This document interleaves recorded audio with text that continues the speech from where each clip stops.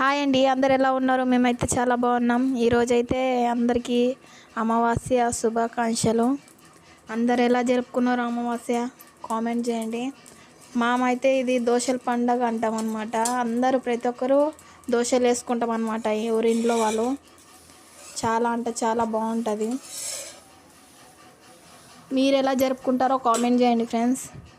అమావాస్య ఎలా వచ్చింది ఈసారి, మీరు ఎలా జరుపుకున్నారు? గుళ్ళకి అది ఇది పూజలు కానీ అన్నీ ఎలా జరుపుకున్నారో కామెంట్ చేయండి.